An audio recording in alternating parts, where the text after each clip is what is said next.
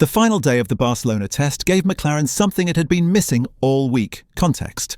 Not because of headline lap times or obvious performance signals, but because for the first time its program ran without major disruption. While attention elsewhere was drawn to Ferrari's late pace and Mercedes' sheer volume of work, Oscar Piastri's morning session quietly became McLaren's most meaningful reference point of the test.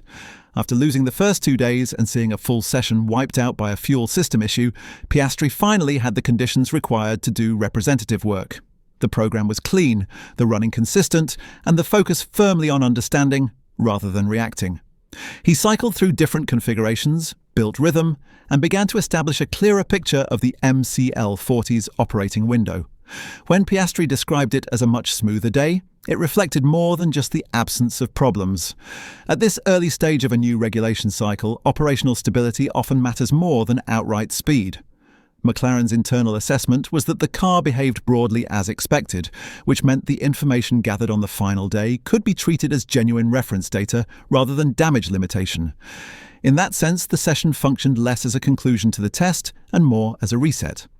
Mercedes may have looked structurally ready and Ferrari may have taken the headlines, but McLaren left Barcelona with something more fundamental: a coherent baseline, and Piastri sat at the centre of that process. The question now is whether that final day in Barcelona is enough to alter McLaren's early trajectory, with Piastri increasingly acting as the focal point of its development direction. We'll break that down in detail, so make sure you're subscribed and stay with us through the analysis.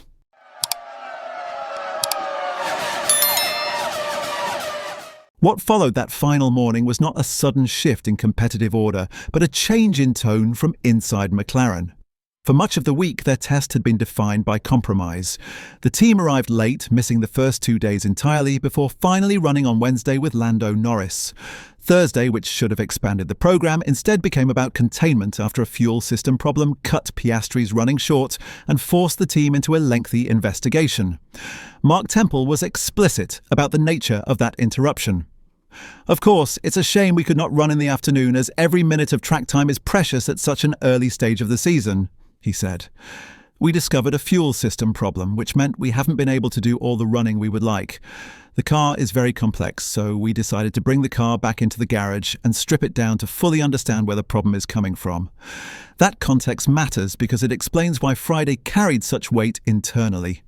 Piastri was not simply resuming a test, he was, in effect, starting it properly. Over the course of the morning, he logged substantial mileage and, more importantly, uninterrupted mileage.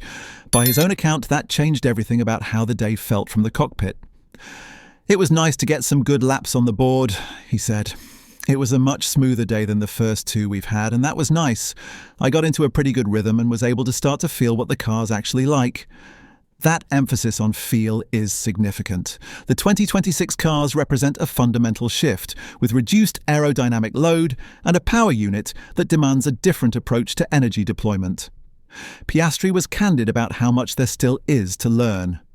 "There's still a lot to learn, especially on the power unit side of things, just how you get the most out of it and how you go the fastest, basically," he admitted.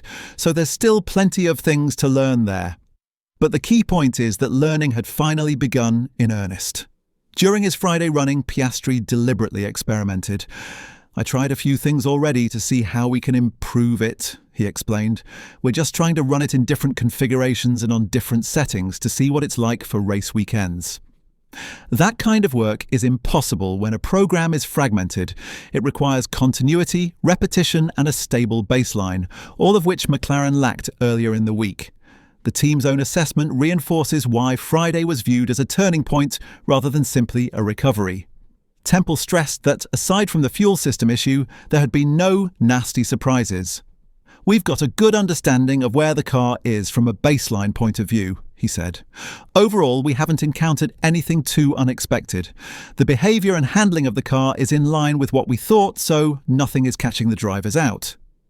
In the context of a brand new regulation set, that is a quietly powerful statement. It suggests that McLaren's early struggles were not structural, but circumstantial. For Piastri, that meant the sensations he was building on Friday were trustworthy. He was not compensating for a flawed concept, he was learning how to operate a fundamentally sound one. Piastri himself framed the challenge in precisely those terms. Obviously, the car itself has a lot less downforce than what we had last year, so getting used to that and how that feels has been the biggest thing we've started to get ourselves into, he said. He also pointed to the wider picture, noting that McLaren is not working in isolation. HPP with Mercedes, they're trying to understand the power unit as well, and we're trying to help them, Piastri explained. Any information they can get from their customers is very helpful. That collaboration matters because it places Piastri's work in a broader ecosystem. Mercedes-powered teams collectively logged close to 1,000 laps across the test, giving the manufacturer valuable data. While Mercedes itself appeared to be operating at a higher level of readiness, McLaren's contribution on the final day ensured it was at least part of that knowledge loop rather than observing from the outside. There is also an important psychological dimension to how McLaren ended the week. Throughout the test, comparisons with Mercedes were unavoidable.